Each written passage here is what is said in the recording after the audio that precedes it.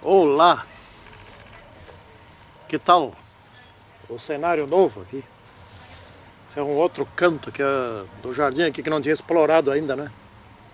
Tem muitos cantos para explorar.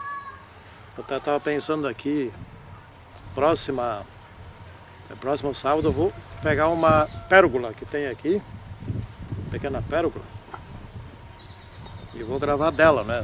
Só vou mostrar agora. Ó, ele está aparecendo. Acho que dá para ver alguma coisa aí. Bom, mas hoje vai ser aqui mesmo.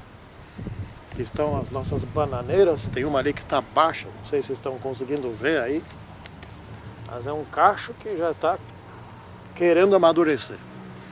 Já colhemos dois cachos, e já está vindo mais 3, e tem mais uns 4, 5 aí para colher. Pena que elas amadurecem todas elas ao mesmo tempo, em questão, né, como não são tratadas, né? Questão de poucos dias tem que comer tudo. Então é uma festa. Vai distribuindo para toda a vizinhança, né? E cada um come as poucas bananas e você foi tudo. Mas é bonito. É bonito poder morar num lugar assim, com bastante natureza. Muito bem. Hoje é o dia 7 de março, né? Eu estou aqui pronto para fazer o vídeo da lição número 2. Fica aqui mais no canto. Eu gosto de ficar no canto para poder ver o resto das coisas, né? E então o assunto aqui é o batismo e as tentações. Bom, eu vou ler aqui o verso de Lucas 3, versículo 22. O Espírito Santo desceu sobre ele em forma corpórea, como pomba, e ouviu-se uma voz do céu: Tu és meu filho amado, em ti me comprazo. Muito bem. É em nome desse filho amado que eu quero agora fazer uma oração para o nosso estudo. Santíssimo e poderoso Deus, queremos te pedir as tuas bênçãos sobre a gravação desse vídeo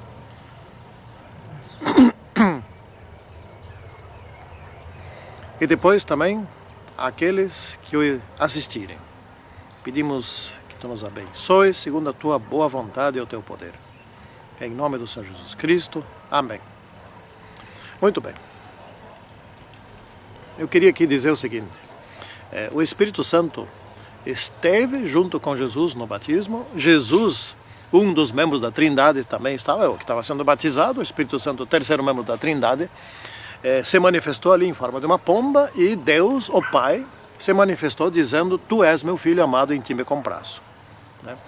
A Trindade esteve presente nesse grande momento, dando início à obra de Jesus. Na verdade, ainda não era bem o início, porque Jesus, ainda depois disso, iria passar 40 dias no deserto, para mais uma preparação fulminante, né? Mas eu queria fazer um comentário bastante curioso aqui, que é o seguinte: parece que estava tudo errado no início do cristianismo, né?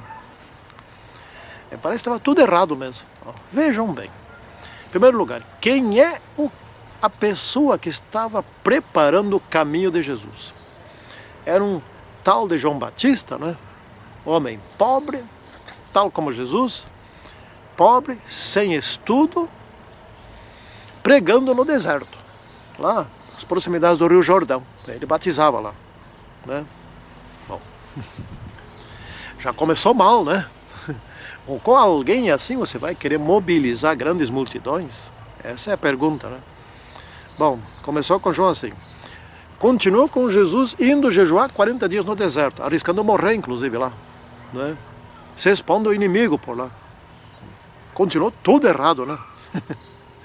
Aí piorou mais ainda quando Jesus resolveu escolher os 12 pilares da igreja, os apóstolos. Escolheu quem? Nenhum doutor da lei, nenhuma pessoa de prestígio, nenhum com dinheiro para financiar, nem pescadores, aliás, pescadores e pecadores, só tirar o S,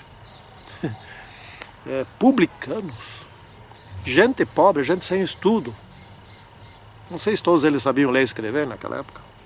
Mas enfim, é desse jeito que começa uma grande igreja. Pois foi desse jeito que começou. E pasmem, nós sabemos hoje, funcionou. E como funcionou? Porém, não funcionaria, eu digo para vocês, sem o poder do Espírito Santo. Aqui estavam os três, participando no início.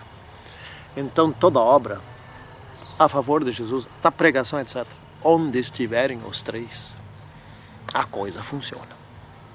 Né? Se nós quisermos fazer... e aí pode ter doutores da lei, pode ter...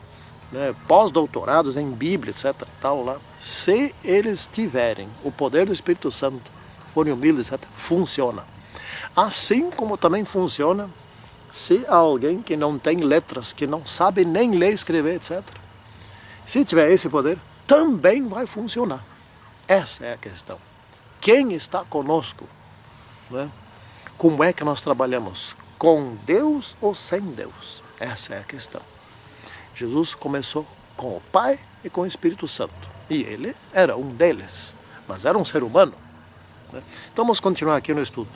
João Batista, sabe, meu profeta preferido é Elias. E esse João Batista foi o que Jesus chamou de o segundo Elias. Né? Elias iria vir, porque o João Batista é um sujeito que tem um discurso duro. O meu discurso também é bastante duro. Sou muito direto, palavras curtas e vou direto ao ponto. Não faço voltas. Eu me ilumino nesses dois, Elias. Por exemplo, Elias era direto. Por alguma razão eu gosto disso. Como professor, como profissional, como adventista, etc. Quando, por exemplo, Acabe, lembra daquele fenômeno? Quando Acabe, depois dos 3 anos e meio, que Acabe se encontrou com Elias, Acabe encarou e Elias disse assim: já chegou o perturbador de Israel.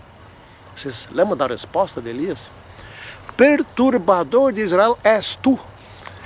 Eu gosto dessas palavras. Né? Elias tinha aquele costume, raça de víboras. Né? Aliás, Elias não, João Batista, né? E João Batista era... Até eu vou ver uns versículos aqui de João Batista, né, que eu acho muito... Está aqui, Lucas. Vejam bem, aqui Lucas. Né? Lucas pregava no deserto, mas no deserto não tinha ninguém. As pessoas iam lá ouvir ele. Mas quem mandava as pessoas lá? O Espírito Santo. Era tudo ao contrário.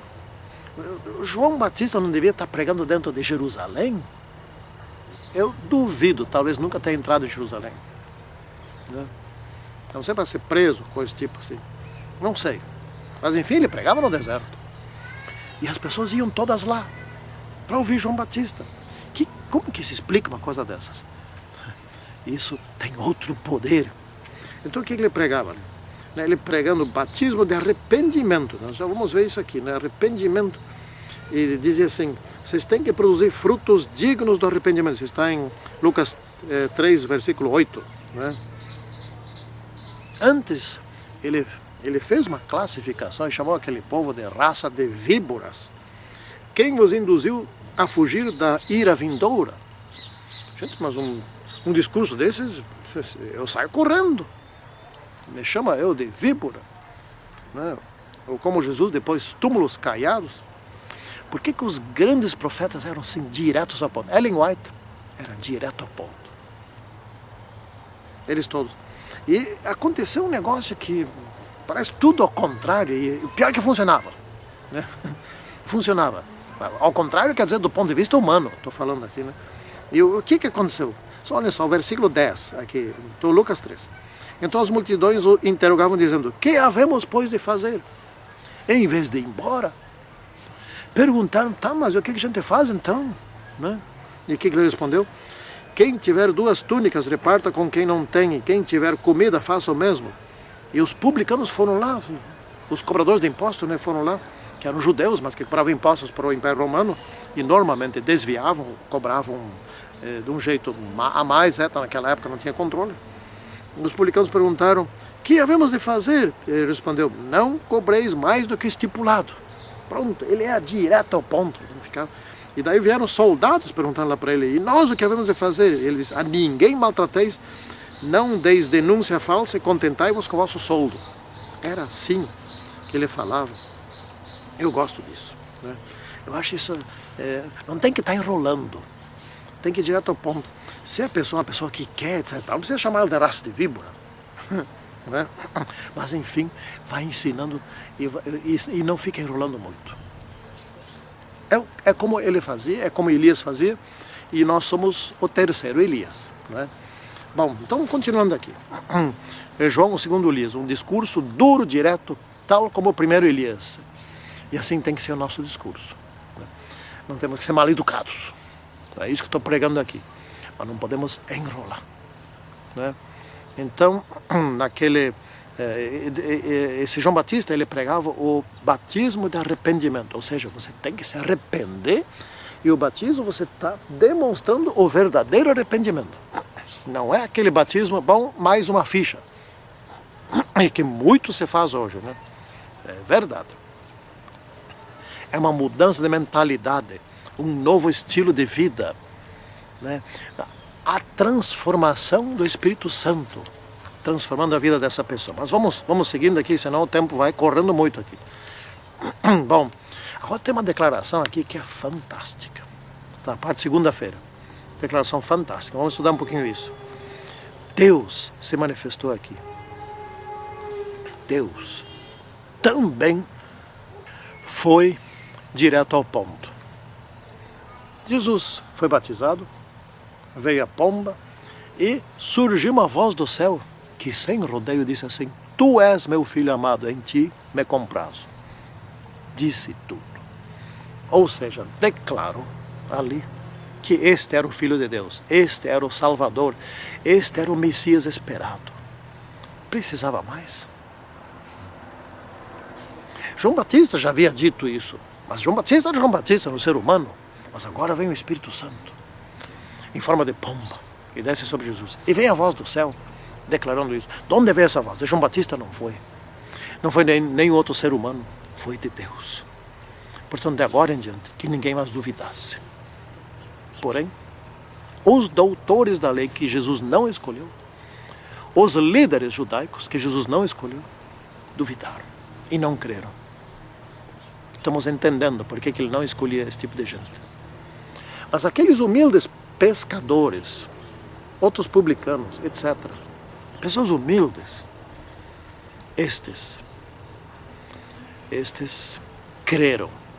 Opa, estava falando 4 minutos aqui, vou ter que me apressar. Então, indo mais adiante. Não só de pão. Satanás agora foi ali no deserto, no final dos 40 dias, Satanás foi no deserto e tentou Jesus. Gente, Satanás esteve com Jesus durante os 40 dias, como um anjo amigo. Se fez de amigo, né? Um muito amigo. Esteve lá com Jesus e foi ali querendo ajudar Jesus. Não, agora não precisa fazer mais, o pai está dizendo que não precisa mais, etc. e tal lá. E era um grande amigo. Chegou no final: pô, mas se tu és o Filho de Deus, então transforma essas pedras em pães. E Jesus disse: nem só de pão viverá o homem, né? Ou seja, Jesus já estava sucumbindo. Esse talvez seria o último dia de vida de Jesus Cristo. Estava sucumbindo. E nesse momento, tudo que Jesus precisava era pão. Se eu fosse Satanás, que bom que eu não sou, mas se eu fosse Satanás, eu faria até um pouco diferente. E sabe que está aqui o pão. Ofereceu o pão: está aqui o pão, se tu é filho de Deus, coma, está aqui o pão. Porque Jesus não poderia se submeter a Satanás, certo? Então, se tu és o Filho de Deus, eu acho que tu não é o Filho de Deus. Tu está aqui sozinho, sofrendo no deserto. Que sofrimento maluco é esse, né? Enfim, vem a tentação fatal, que é aquela que Satanás não consegue deixar de fazer contra ninguém, né? Eu te dou todos esses reinos se tu te ajoelhar na minha frente e me adorar. Gente, o que Satanás quer na sua luta, na sua rebeldia, na sua guerra? Ele quer ser adorado. É isso que ele quer. É isso que ele quer. É isso que ele mais quer.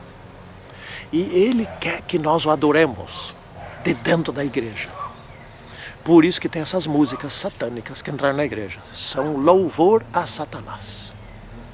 Um dia eu falo sobre isso melhor. Uma das questões da rebelião de Lúcifer do céu era ser adorado. É o que ele quer ainda hoje. E aí foi que Jesus o despachou. Vai ter. Agora vai embora. Agora chega. Não é? É isso que nós temos que fazer. Jesus foi nosso exemplo. Ele sofreu. Mas naquele dia, naquele momento, depois dos 40 dias de jejum, a mente de Jesus estava no limite da capacidade de raciocínio. Uma capacidade de raciocínio minimizada a quase zero. Nada. Impossível de pensar. Muito fraca, extremamente fraca. E ele disse, vai-te, Satanás. Eu vou vencer, sozinho. E quando Satanás se foi, o que aconteceu? Vieram os anjos de Deus. E aí o supriram, o socorreram, porque certamente Jesus não caminhava mais. Queridos irmãos, todos os que estão me ouvindo, confiem em Deus, como Jesus confiou naqueles dias. Não tinha o que comer, estava no deserto, não podia sair sozinho de lá. Confiou em Deus e os anjos o serviram. Depois que ele mandou Satanás embora. Portanto, faça o mesmo. Manda Satanás embora. E os anjos vão vir servir você.